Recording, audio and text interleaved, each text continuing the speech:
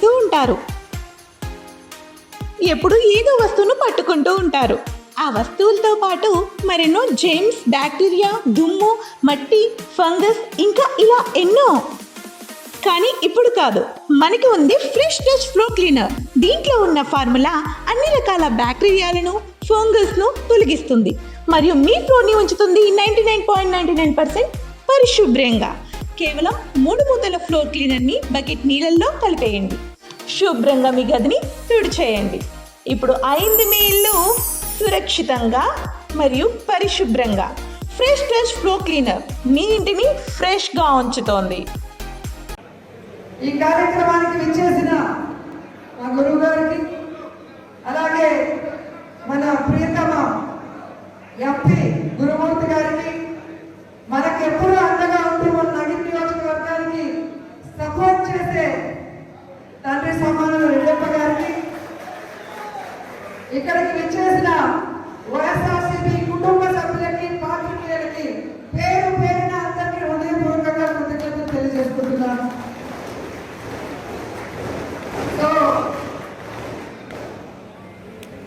మన ప్రభుత్వం మనం ఎలా చేశాం, ప్రజలు ఎలా ఆదుకున్నాం అనేది మీ అందరికీ కూడా తెలుసు. కానీ ఇక్కడ మనం తప్పు చేసి ఓడిపోలేదు. కూటమి ప్రభుత్వం తప్పుడు ప్రచారం వల్ల ఈరోజు మనం ఓడిపోయాం. 6 నెలల ముందు ఏర్పడిన కూటమి ప్రభుత్వం 6 నెలల్లోనే ఆలీబాబా అరడజను దొంగల ప్రభుత్వం లాగా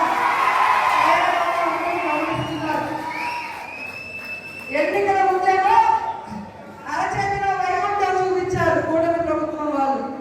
అది చేస్తాం, ఇది చేస్తామని. కానీ 6 నెలలకే నరకం చూపిస్తున్నారు ఆంధ్రప్రదేశ్ ప్రజలకి. ఈరోజు ఎక్కడికి వెళ్ళిన రాష్ట్రంలో జగనన్నని ఓడించుకొని తప్పు చేశామని ప్రతి ఒక్కరూ కూడా పశ్చాత్తాపడుతున్నారు, బాధపడుతున్నారు. ఎందుకంటే జగనన్న ఈ రాష్ట్రంలో కులం చూడలేదు, మతం చూడలేదు, పార్టీ చూడలేదు. పేద ప్రజలు బాగుండాలనుకున్నాడు. ఆ ప్రజల సంక్షేమం కోసమే 5 సంవత్సరాలు ఆయన కష్టపడి పనిచేసి తాను ఇచ్చిన ప్రతి వాగ్దానాన్ని నెరవేర్చుకునే కాకుండా ఇవ్వని అనేక వాగ్దానాన్ని నెరవేర్చుకో కూడా ఈరోజు మీరందరే కాదు, కూటమి ప్రభుత్వ ఓటర్లు కూడా గమనిస్తున్నారు. ఆ జగన్ బాబు ఉండేటప్పుడు మాకు అమ్మఒడి వచ్చేది, చేయూత వచ్చేది, విద్యాదీవెన వచ్చేది, రైతు భరోసా వచ్చేది, ఏమీ రావడం లేదని ఈరోజు వాటిని అడుస్తున్న ప్రభుత్వం మన ప్రభుత్వం ఎప్పుడు వస్తుందా, మళ్ళీ జమిలీ ఎన్నికలు ఎంత తొందరగా వస్తాయని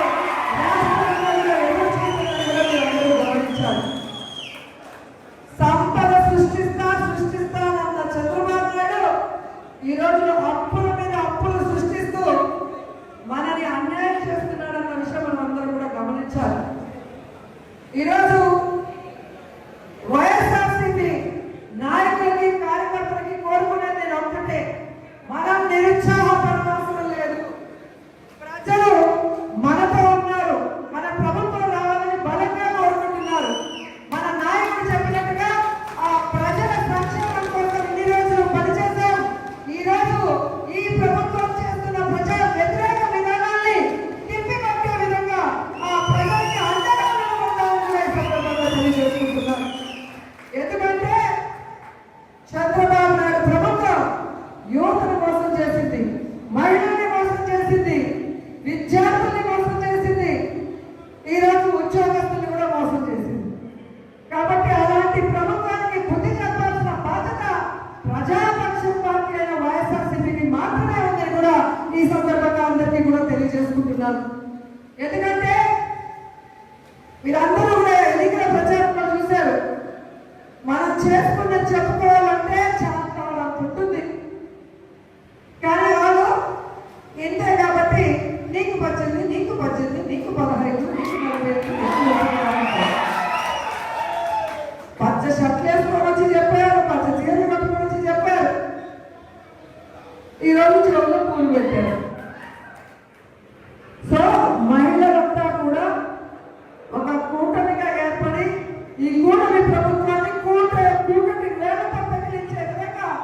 మనం అందరం కూడా పని చేయాలని మిమ్మల్ని అందరినీ కూడా కోరుకుంటున్నాను. ఎందుకంటే నాకు తెలిసి ఈ దేశంలో ఏ రాష్ట్రంలో ఏ ముఖ్యమంత్రిని కూడా చూస్తున్నాం మహిళల్ని సొంత అక్క చెల్లెలుగా అమ్మగా కుటుంబ సభ్యులుగా భావించి మనకి అండగా నిలబడిన ఏకైక ముఖ్యమంత్రి ఈ దేశంలో ఎవరైనా ఉన్నారు అంటే వారిని మోడీ జగన్మోహన్ రెడ్డి గారిని గౌరవంగా చెప్తున్నాను ఈ సందర్భంగా.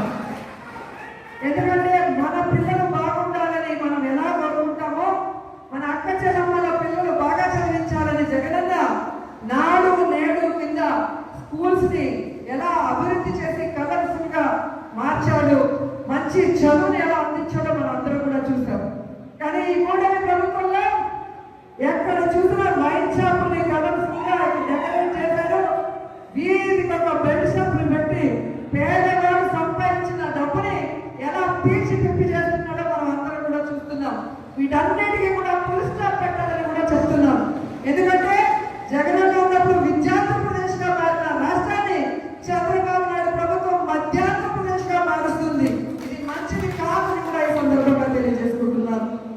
అలాగే ఉద్యోగస్తులు చూశారు, ఎగిరి ఎగిరి పడ్డారు.